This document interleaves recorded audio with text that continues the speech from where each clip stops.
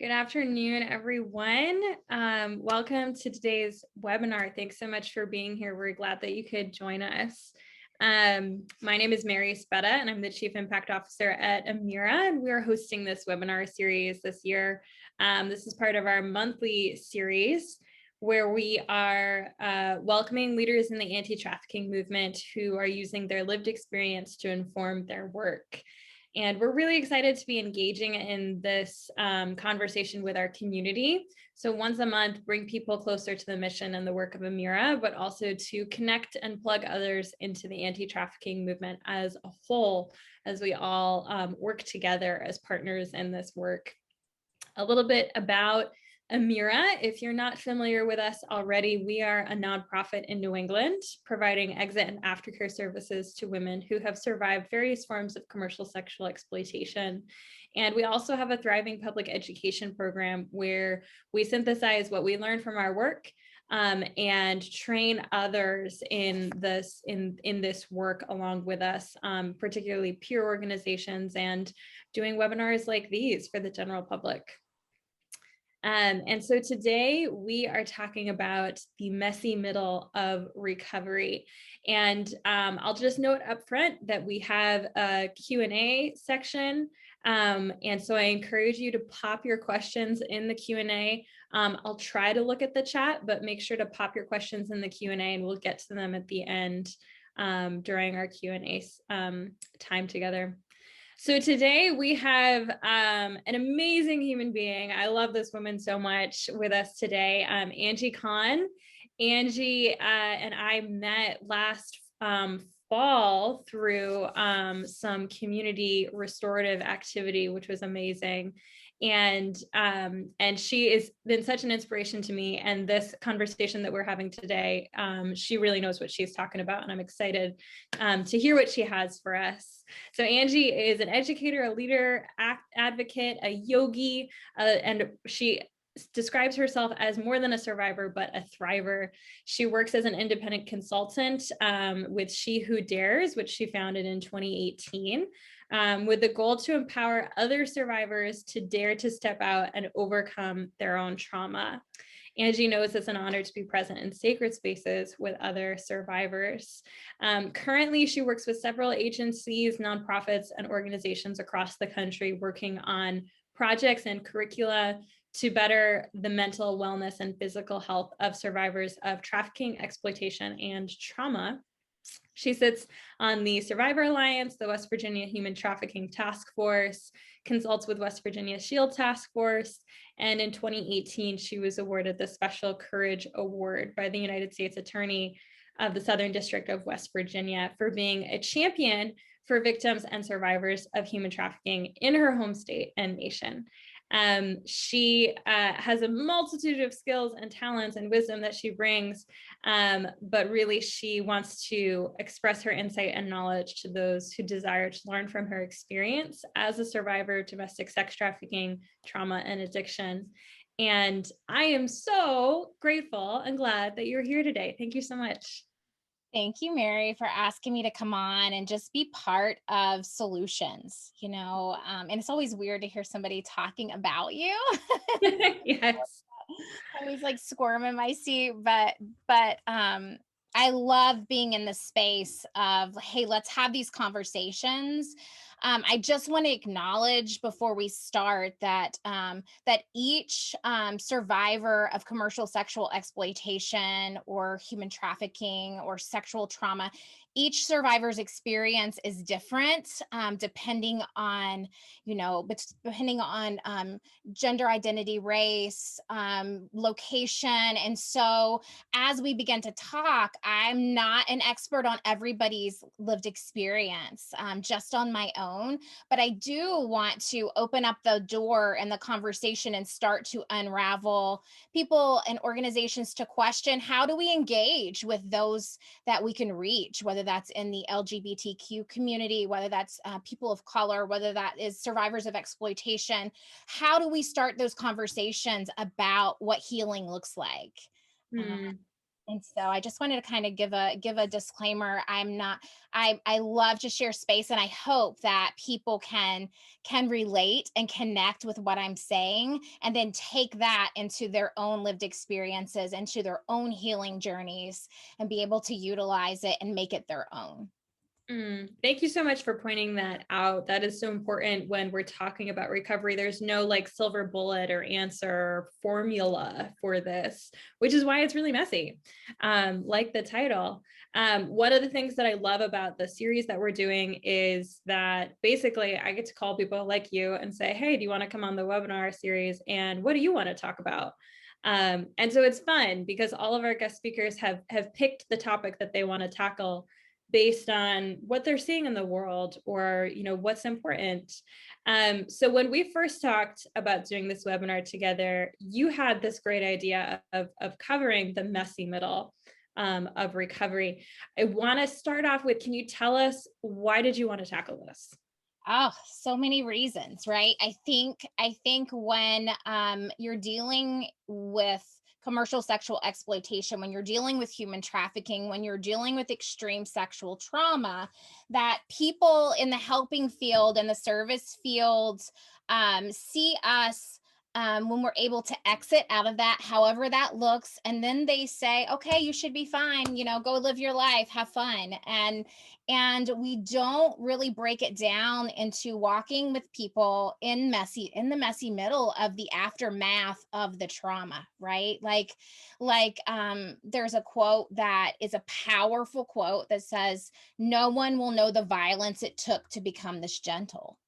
Mm, And those of us that have walked through extreme violence, sexual violence, physical violence, emotional violence, we have to fight and kick and claw sometimes to find our own way. And it shouldn't be like that. We should be talking and having these conversations about, what does this look like? What does recovery look like? I feel like this is the key to unlocking sustainable and lasting healing in survivors' lives. mm, And it's the reality of our lives, it's the reality and the place that we are all at. The messy middle is where the pain is, but it's also where the healing happens. It's where the magic is. It's where the beauty is. It's post-traumatic growth is what it should look like. mm, And we don't talk enough about post-traumatic growth. We're really good at saying like, well, you survived trauma or you survived sexual violence, but and I have CPTSD, complex compound trauma. I have that as a diagnosis. But we kind of stay stuck there sometimes. And it's what does it look like to move through that? And so I really as I was working in the anti-trafficking movement over the last several years, in different roles and responsibilities, realized that my heart song is the messy middle. The place mm, I love to stand and sit and be and lean into with myself, I'm learning, and with others, is in the middle of mm, mess, in the middle of the chaos. mm. Yeah. So to get us started, I'd love to try to define what we're talking about here as the quote unquote middle, because and it's kind of hard to define, right? Because recovery is not linear. So to get us started, tell us, what do you mean by the messy middle in this context? Yeah. So, I feel like, and I define the messy middle as the place in between the depths of where we've been, and the limbo of where we want to be. Mm, It's the vast space, right? It's that vast space from where we came from to where we long to go. It's that space that has growth and shifts, and that's that space of failing. It's the space of becoming for the first time, because many of us, for much of our life, were told by other people who we were, what to do, how to act, what to wear, down to what to wear, and when we could eat. And mhm, so it's that place of becoming. Who are we? What do we want to do? What does that look like? It's the vast space of just growing, shifting, failing, becoming, understanding, beginning to really start to process what we've been through and apply healing to our life, apply like, what does it look like? How can I take that and use that as my power instead of just my pain? And it's the space of grief. The messy middle is a space of grief. It's a space of grieving the idea of who we wanted to be before the trauma, of who we wanted to be before everybody took things from us that we did not give them permission to have. And it's that space of realizing maybe for the first time our potential and our possibilities and community, real true community and tribe. So that space, and it's a big wide space. It's got so much in it. It is a very big space. And I like how you were talking about the distance there as well, is that this is a space that we are journeying through. And so just like a long journey or a long pilgrimage, there's different obstacles along the way. And there are some common challenges. Like you said at the beginning, everyone's experience is different. Everyone's trauma experience was different, so your recovery experience is going to be different. But there are some common challenges that trauma survivors face in this messy middle. I would love if you could take us through some of the big ones. Yeah, I think in order to understand, I think we need to define, that trauma is on a spectrum, right? That there is trauma that is medical trauma or natural disaster trauma, maybe a car crash. That's a type of trauma that happens to people. There's an interpersonal trauma where someone has experienced a sexual assault in high school or in college or beyond. There's complex trauma, which is trauma like childhood sexual abuse, which happens from one perpetrator over and over and over again. And then there's what commercial sexual exploitation survivors experiences, that compound complex trauma of polyvictimization, multiple perpetrators, multiple times being violated in multiple ways. And every single trauma has a different way that it needs to be addressed. And so I think a lot of times we want to lump it all in one, or service providers want to, not on purpose, but just out of not knowing, they want to lump it all together and say, we're going to just put it all together. And someone that's been through a natural disaster, they need help for their trauma, but that's going to look very, very different than someone that survived commercial sexual exploitation or human trafficking. And so understanding that the spectrum that trauma falls on is helpful when we talk about what are the challenges. What are the challenges we face as survivors of exploitation? And life is challenging in the beginning. We are never and we never will be the people that we were before the events happened in our lives, and the entirety of our trauma will never be those people. And no matter how much we try or pretend, we just can't get back what was taken from us. So the challenges that face us are numerous, but not impossible to begin to address and heal.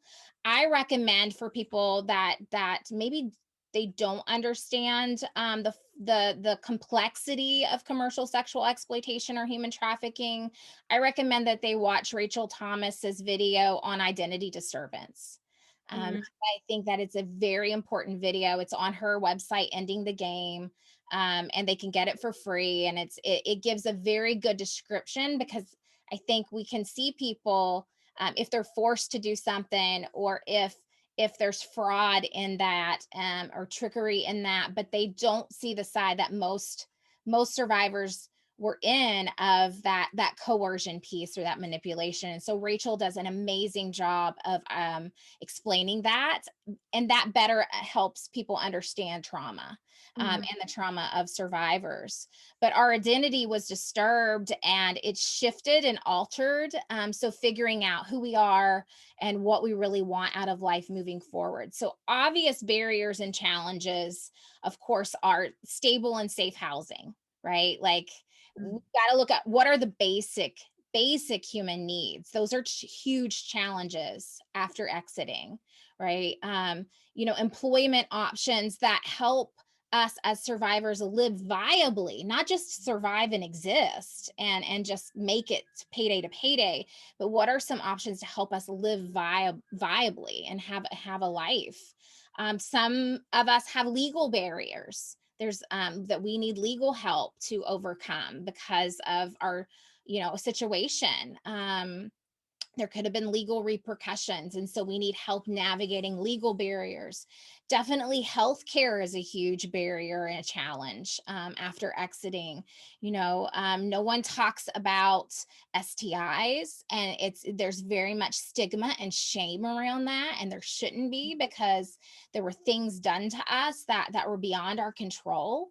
And so many times we're living in the aftermath of commercial sexual exploitation or human trafficking with all of the stigma around things that happen to our body.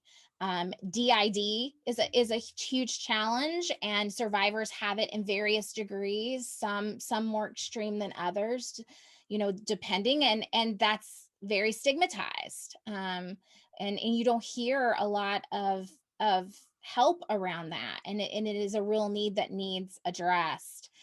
Shame is a huge one. Like that's a huge barrier and obstacle that we face when we've come out, is that shame. It can keep us stuck for years.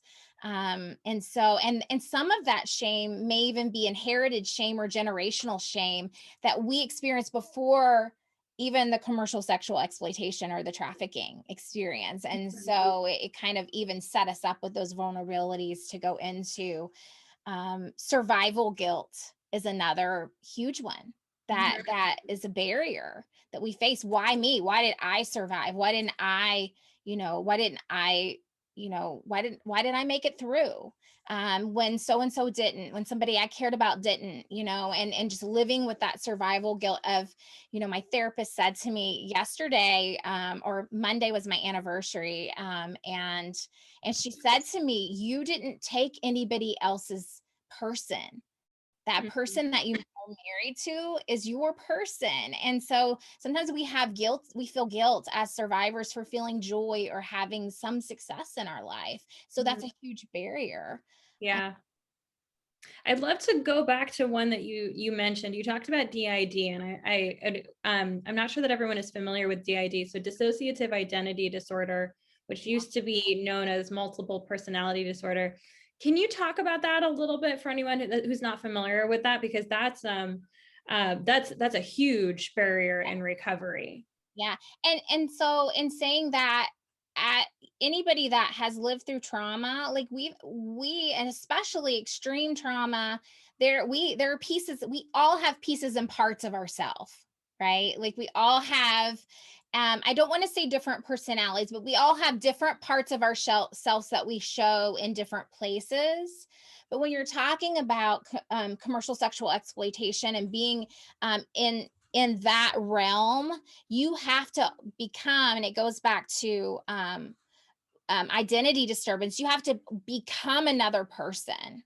And even if you lived through early childhood trauma or you were trafficked as a child, you even have different places that you go to be safe. And so DID is actually, it's so misunderstood because it's actually a way of protecting ourselves and a way of surviving the unsurvivable and the unthinkable and the unimaginable. And so some of us, so for me, my DID is, I would say, mild.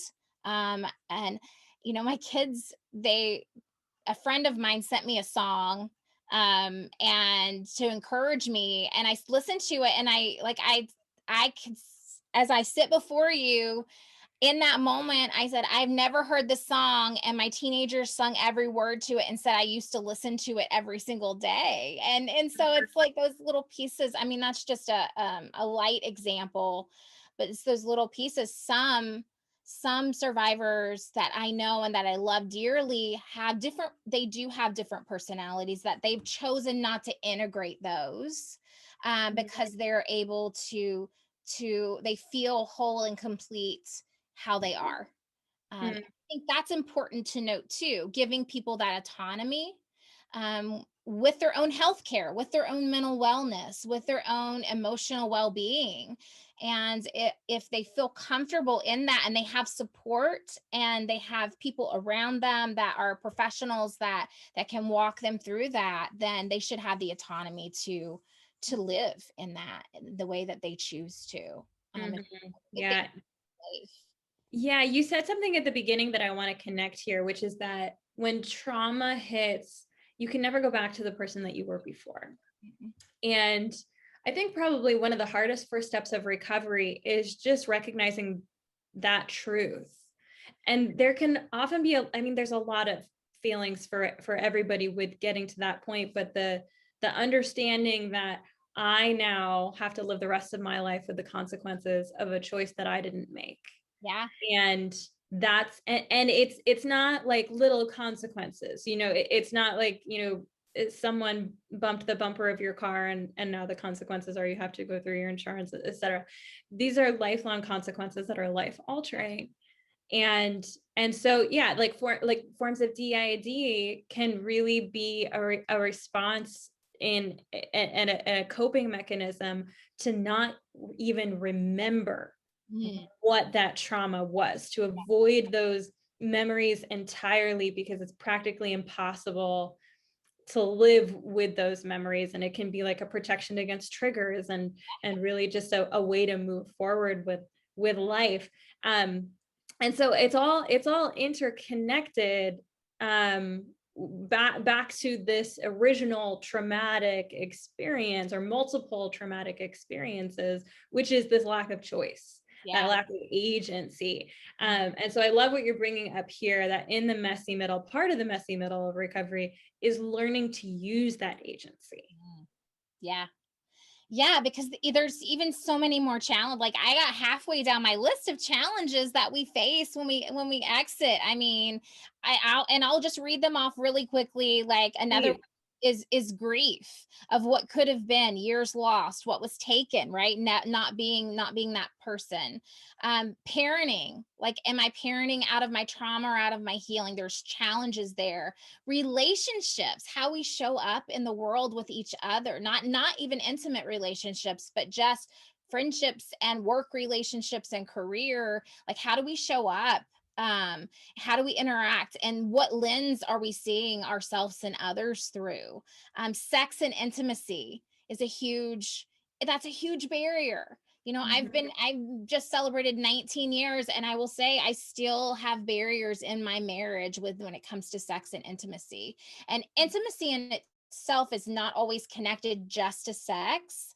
There is sexual health, which we need to be talking about, but there are 6 forms of intimacy. Yes, sexual intimacy is only one part of intimacy. You've got intellectual intimacy, emotional intimacy, spiritual intimacy, physical intimacy, intellectual intimacy. So you've got all of these other parts that we don't even of intimacy that are complicated by our trauma. And those intimacies go into friendships too, friendships and family relationships and work environment.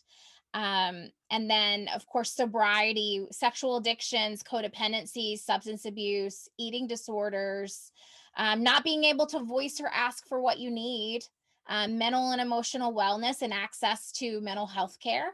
And just you go into busy mode as a trauma response. So you feel like you always have to be doing something. But yeah, that's like, and there's probably so many more. But that's just that's if we were looking at an iceberg, that's just those what I listed, like those are just at the top of the iceberg. There's so much more underneath that iceberg. Yeah, there are two that were on your list that I'd love to dive into a little bit. we talk about recovery so much from the perspective of individual goals and your own personal life, etc. Rarely do we have public conversations about parenting. You brought up parenting and relationships. I'd love for you to expand your thoughts here. What does that messy middle look like when you are, when you are parenting or when you are co-parenting, so with a partner, and you're navigating your own trauma, but then also like trying to do life in the messy middle with other people in relationship. Yeah, it looks That's a lot, I know. yes, it looks, if you would have a blank piece of paper, it looks like a bunch of scribble marks all over the paper is what it looks like. Like it's just it is so super challenging. And my oldest daughter was 5 years old when I was able to exit. And so she experienced some trauma with me early on in her life. And I think those of us, there's a lot of single moms out there, single that are survivors that don't have support systems. So that's another barrier is childcare that we can trust, because we know what's happened to us. And so like, my kids are like, you think everybody's shady? And I said, because they are. But you enter the world and see it now through a different lens. And so even in parenting my children, it's only been in the last, I would say, 5 to 6 years. And my children, when I say children, my kids are 26, 18, and 16. So they're not babies. Mhm. But or even early on in their life, I was super protective, didn't want them to have sleepovers, didn't want them like, and there's got to be a middle ground. But our whole lens and perception and perspective of how we enter into our relationships as a parent to our child can look really messy, because a lot of us didn't have good boundaries. Mm. But we don't know what are those boundaries and what those look like. And we want so desperately for our children to be our friends. And it's hard to find that parenting space. Mhm. And eventually, as they grow and get older, like hopefully, they will be close, and we will be close to them, but not like continuing to stay in that guilt of making a wrong decision as a parent. Any parent, whether they've experienced trauma or not, you're gonna screw it up, you're gonna mess it up sometimes.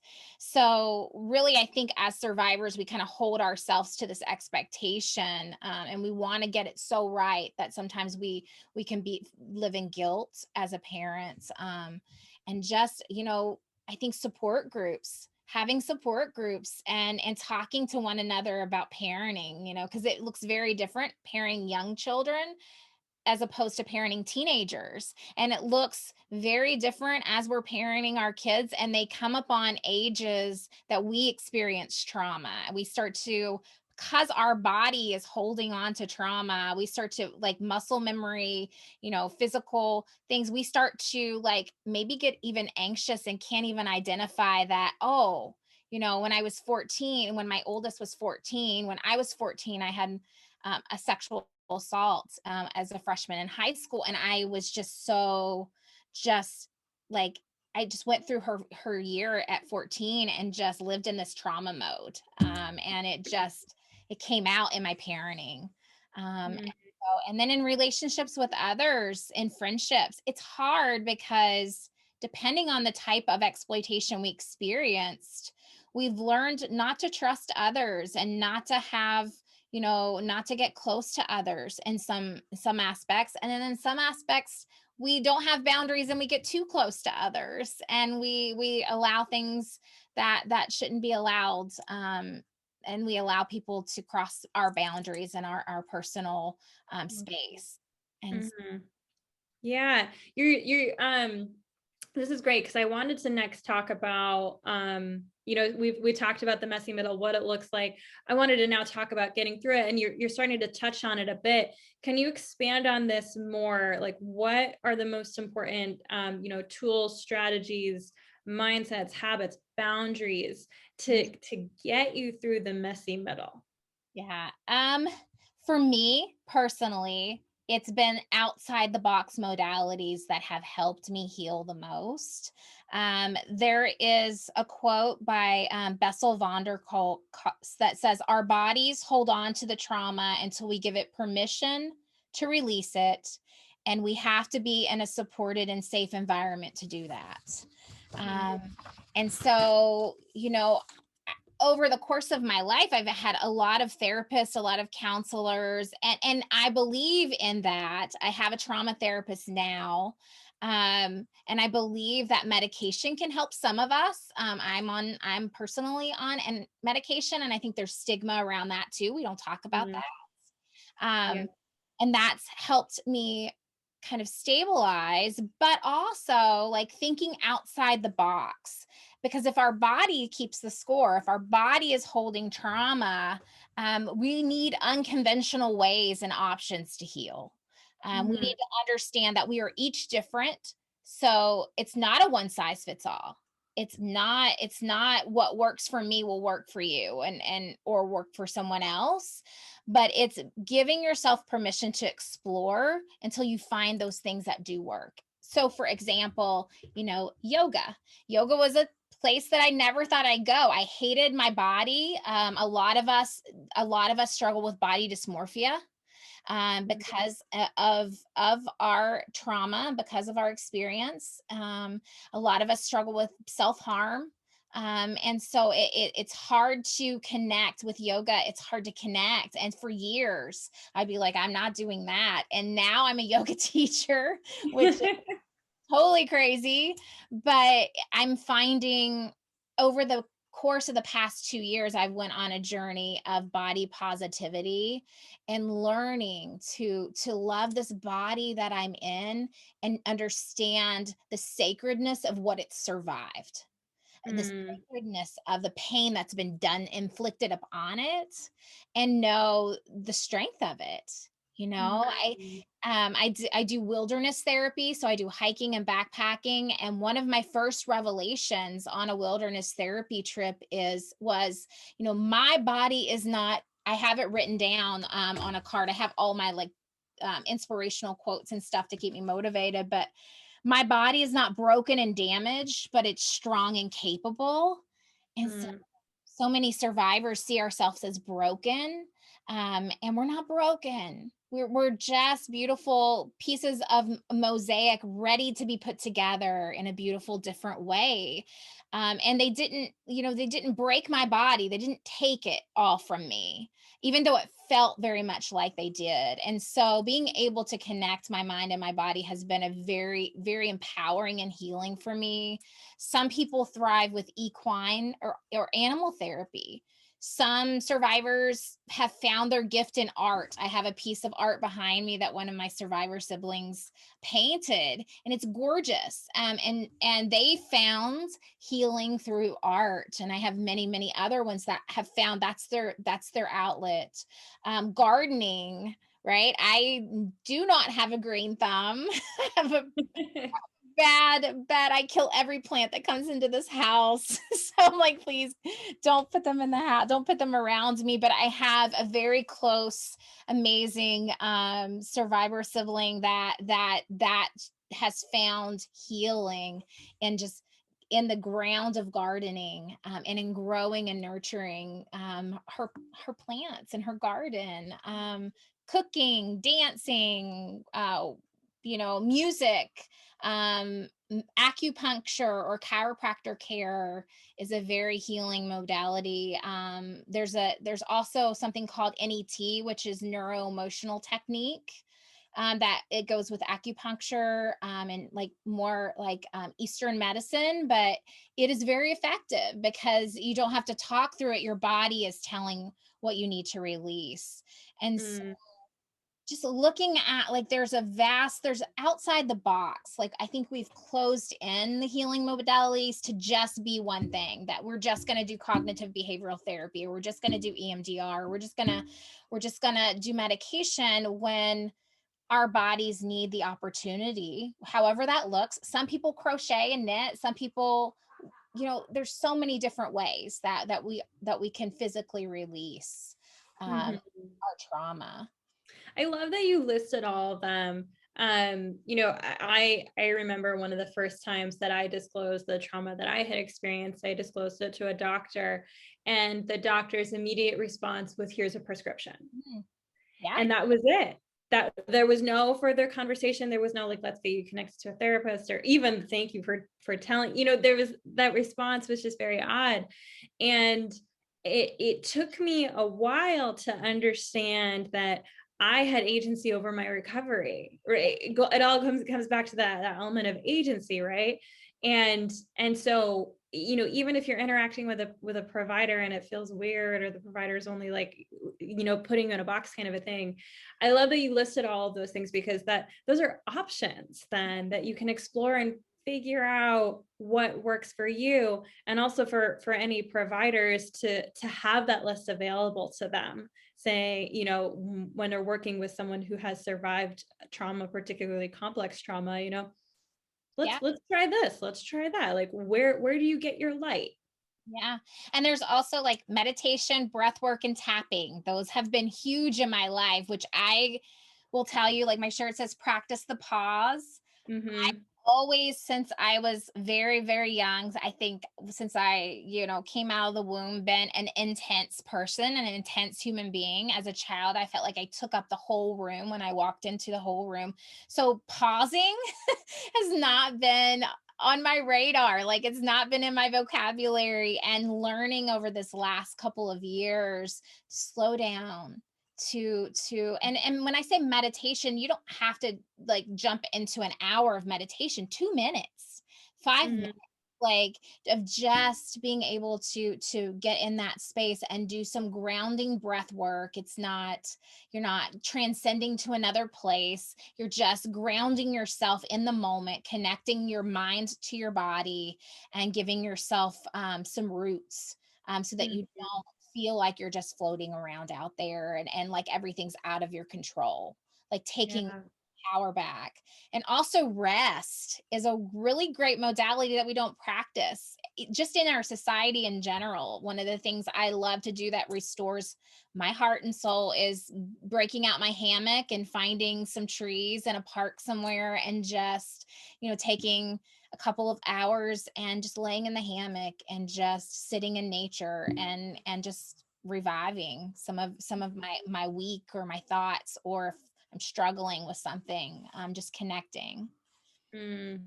Yeah. So we've talked about walking through this yourself, the Mhm. messy middle yourself. I'd love to as we kind of bring this full circle, I should say. I would love to talk now about what it's like to support someone else going through the messy middle. 'Cause that can be equally as challenging with its own unique elements involved. So I hope by now we all have a better sense of what someone in recovery is experiencing as they're living through this part of their recovery. And that's important to keep in mind. What do people who are supporting others in recovery need to know? Yeah. So they need to know, they need to truly understand empathy and compassion, not pity, right? Mm, Not pity the person. So there's a quote that is near and dear to my heart. Um, because as well-meaning as people are, allies are in this journey with survivors, sometimes it cannot translate well, because people put themselves up here and say, and put the survivor here, and that's not where we should live. We shouldn't live in this space of inequality, that, oh, I'm helping you and I feel sorry for you. We should live in this space of equalness. So the quote goes, compassion is not a relationship between the healer and the wounded. It's a relationship between equals. Only when we know our own darkness well can we be present with the darkness of others. Compassion becomes real when we recognize our shared humanity. And that is the key to, providers and people that are serving survivors, in walking with them in this messy middle, and in helping them finding out what they need. So a couple of other thoughts is, don't elevate yourself over the person seeking help. mm, um, Boundaries are everything. Practice them every time you interact. It's okay not to have all the answers as a service provider. That's what collaboration and working together is about. If you don't have what the person needs, seek it out. Like, there's so many vast services out there, but we're not communicating and connecting with one another. We need to begin to work together as a unit. I mean, if we're all fighting towards the same thing, and that's the healing and the wholeness of survivors of human trafficking and sexual exploitation, then we need to be collaborating together. So reach out if you don't have the answer to what your client needs and what the person you're helping needs. Listen to the need and not what you want to hear. Don't tune it out. And I think sometimes, a survivor might try to ask for what they need, but the provider is listening to it through their own lens and not really hearing the needs. So it could be a vast number of needs, but they're hearing it through a muddied lens. And so really learning how to listen to the survivors and what they're needing in their life. Utilizing other resources, thinking outside the box, and developing programs that also do that. Every human wants to be seen, heard, and validated. That's our heart's cry, and in 2019, I was in the middle of my messy middle and actually had a breakdown that year, and ask for help. So giving ourselves permission to ask for help is important. But the service provider that I went to and the program that I went to, the therapist held my face in her hands, which this would not be allowed any other place, but I trusted her and I was in safe, supported space, and I trusted her very deeply. And so I allowed it, and looked me straight in the eyes and say, "I see you." And it changed my world. Like, it just gave me permission. And it gave me validation. So she gave that to me. And I'm not telling service providers to touch to face in their hands. It's always like sacred space. But find out and listen and really see and hear the person. Because that's what every person wants, is to be seen and heard. Meet people where they're at and not where you want them to be. Understand that relapse is normal. Don't be angry or shocked that someone that you're working with relapses, whether that be whatever. Understand that it's not about you. They didn't relapse because of you. They relapsed because they're trying to figure this crazy aftermath out, and relapse is a normal part of that. And helping them, being there for them when they're ready to come back, and helping them spiral upward instead of continuing to spiral downward, and saying, "Oh, see, I knew you couldn't do it. Like, I knew you couldn't have that lasting." So our attitude in those shifts around relapse, whether that's if they choose to go back into sexual exploitation, whether that's relapse with drugs or alcohol, with sexual addictions, whatever the relapse is, understanding that it's part of the recovery, and not making it about you, making it about the person that is experiencing that, right? Don't want it more for them than they want it for themselves. And this is a big one, because many times service providers, like, they want it more for them, and so they're working overtime to make it happen. And you can't make it happen. You can be available, but also that's where boundaries come in. Addressing your own trauma and issues. Please, please, please, service providers, do your own self-care regularly, because we as survivors that are coming to you for help, we're depending on that. We're depending on you taking care of your own trauma and addressing your own needs, and not dragging that into the relationship that you have in helping the people that you're serving. And I say that with kindness and compassion, and not in a judgmental way, because everybody in this life has experienced something. We cannot escape this life without experiencing something. Actions need to match words. Patience is your best friend, along with compassion. For service providers, rest and take breaks. You are not superhuman. And then the last one, know your limits and extent of self-compassion for yourself and to yourself, understanding that you can't do it all. You won't help everybody.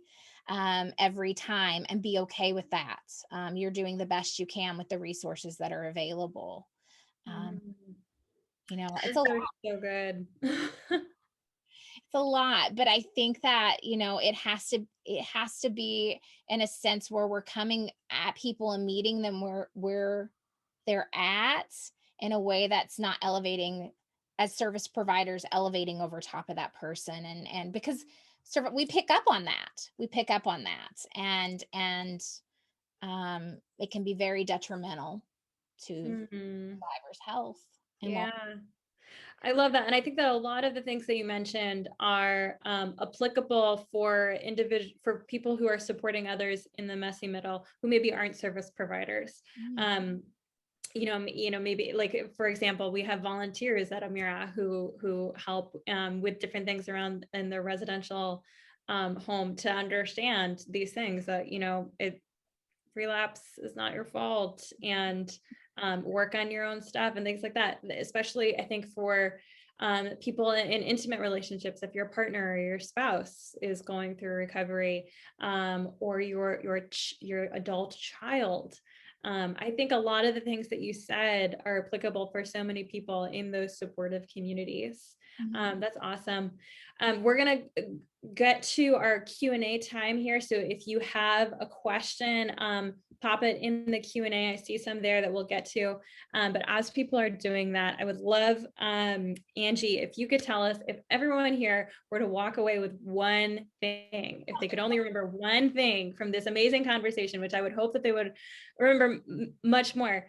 But if it was one thing, what would you want it to be? My goodness, I wrote this down because I want to get it right, and I'm like, I feel like we could have had 3 parts to this series. But Mm, if for survivors, if there are survivors listening, though, I want to leave them with: give yourself permission to ask for what you need, learn and practice self-compassion, be okay with failing forward, and then I know that this is a place where you've been wounded by others, especially those that were supposed to care for you. Just know that you're not that version of yourself anymore. And things may feel scary, but dare big.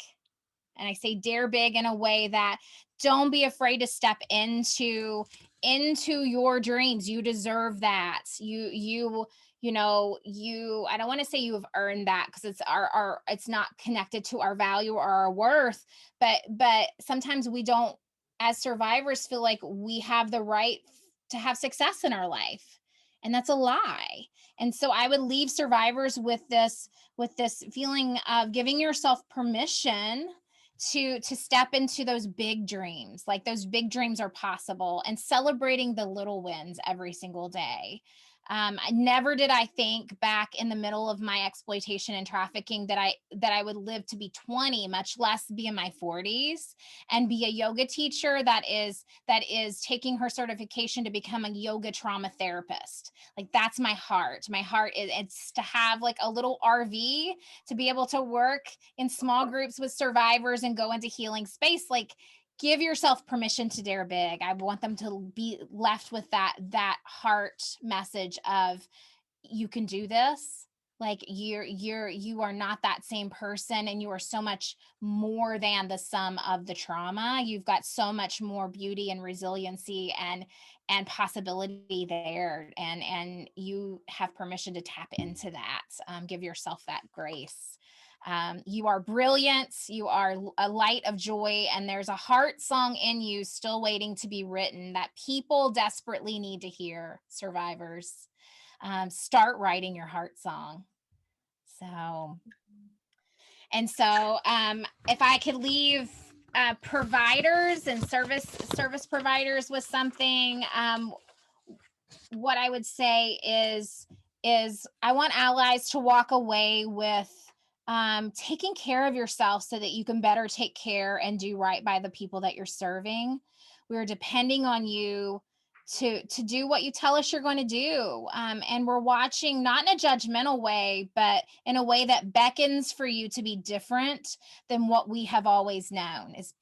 which was people that said one thing but did another. And so I see you working hard out there. I see, the heart that allies want to bring to the table, but also making room for survivors and meeting us in equal space. The Don't make the work all about you, right?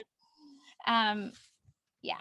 And then I don't know if we have time for it today, but something that changed my life, if I had to give someone a visual of how healing during the messy middle looks, is the scene from Moana where she goes to restore the heart of Tafiti. It's 3 minutes and 17 seconds long, but it's 3 minutes and 17 seconds that made me sob like a baby, made my kids go, "What is happening? I'm really confused." But as a survivor, it was a pivoting moment in my life to watch it unfold. Tafiti, just glancing and looking at her, she's angry, she's fire, she's rage, she's pain, and she's grief. And many of us were and still feel the same things, and it shows outwardly in how we see our world, ourselves, and others. But the anger is only a defense to what has been violated within our core. When Tafiti looks at Moana, when she first gets a glimpse, you can see the pain and the struggle that she's having. You could also see her sadness. Um, and that's at the core of who she is. And as she rages and crawls towards her, it's a way of testing her. Like, are you real? Can you be trusted? And then Moana says to her, says with confidence and surety, "Let her come to me." And that part wrecked me. It's the path. When the path cleared up and opened, there was now a route, a place for Tafiti to get back and to go find her heart that Moana showed her. Like, I have your heart. Like, I see who you really are. And so if I could leave you with that picture today, when we realize our true core self, it may look like it does in the scene where someone holds our heart up to us and we see that for the first time. Or maybe we're finally holding our own heart in our own hands. But because it feels so foreign to us and to everything we've known, um, in our bodies and in the environment around us, we're really unsure if we even want it or what to do with it. It feels big. We feel too big or too much. It was in that moment with Moana and Tafiti when their eyes met and Tafiti felt seen for the first time, you see her soften. Um, and so, if we can sit for a moment in those incredibly difficult moments, in the uncomfortable and the foreign feelings within us, and then lean into them with purpose and intention because they're crying out to try to tell us something, to give us wisdom about ourselves, then we are able to say to ourselves, "I have crossed the horizon to find you. I know your name. They have stolen the heart from inside you, but this does not define you. This is not who you are. You know who you really are, who you truly are." And so that's my favorite. Like, that's what I would say to survivors. Like, that's you. Like, they didn't take it all. Like, you have so much there in this messy middle to give, and the world needs to hear your heart song. So beautiful, so beautiful. So everyone go watch Moana after this. And if you just even Google on YouTube "Restoring the Heart of Tafiti," it's 3 minutes and 17 seconds long, but it's powerful. It's It's an powerful. amazing scene. Yes. All right. In our last couple minutes here, I want to get to some of these questions for you, Angie, because these are great. First one here says, "I'm a survivor and also diagnosed with DID. Thank you for bringing that up. I see areas where I would like to get involved in advocacy to help others. Do you have any suggestions on how to begin advocacy work?" Yeah.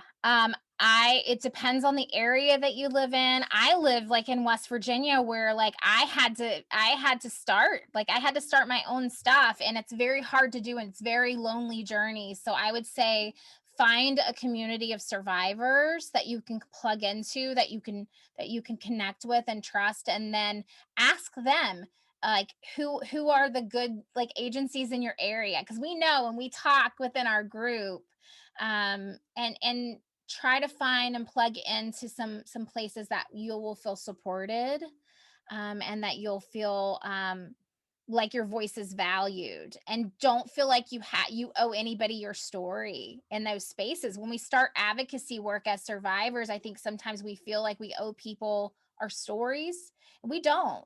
We're there because we want to make a difference and we don't want others to go through what we've went through, but we certainly don't owe our stories to anyone.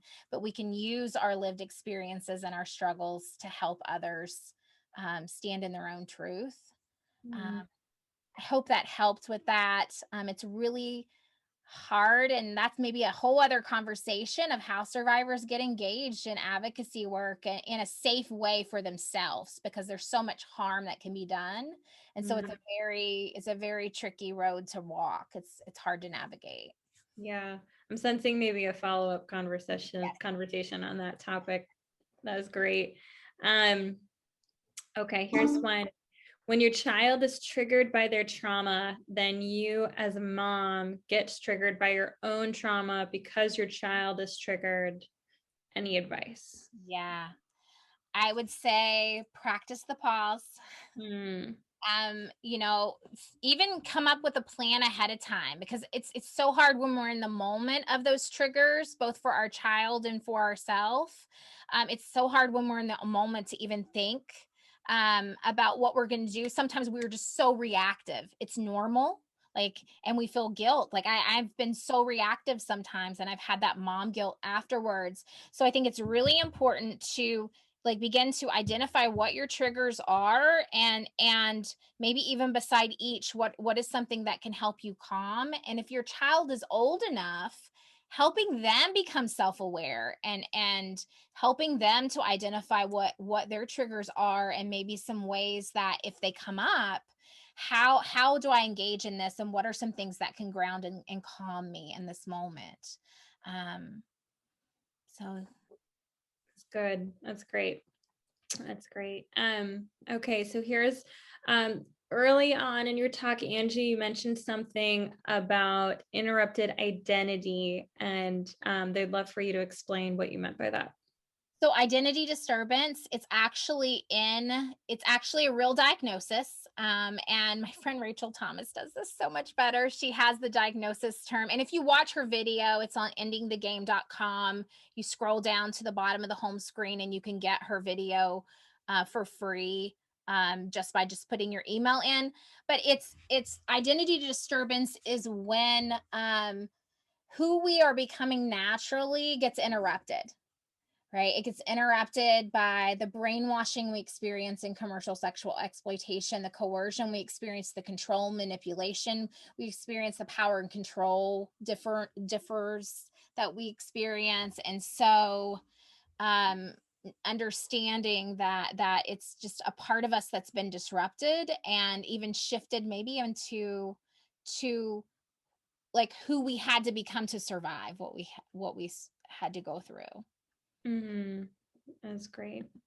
And then the last question here was, what does SDI stand for? I think perhaps STI is what you were talking about, right? Yeah, sexually transmitted infections or sexually transmitted diseases. And that is it's a huge stigma for survivors of sexual exploitation and trafficking. Um because it's such a violation of our body that we didn't ask for. Um for those that we need to open up space to talk about sexual health um after that, which includes like talking about these things, and not creating more shame around it, and creating space to heal and to be open about struggles that some of us may have like and face. Mm, yes, so good. That's great. Well, here we are. Look at that, 2 o'clock on the dot. I love it. It's amazing. Thank you all so much for being here. This webinar was recorded. We're going to post it on our YouTube channel and on our website. So if you want to share this or reference back to any of the amazing things that Angie said, you'll be able to do that. Angie, thank you so much for being here, for sharing your wisdom. I know it's so encouraging. That I learned a lot from this conversation, and I always find it extremely beneficial when those who are walking before me in recovery as a survivor look back and bless us with those tips and those wisdom pieces, and we feel less alone and like, hey, this is actually doable. And I just love that, and I'm so grateful for your willingness to share. So thank you for being here. That's the cry of my heart, to hold sacred space with other survivors. So thank you for offering this space to me and for sitting in this space with me and having this conversation. I appreciate you so much.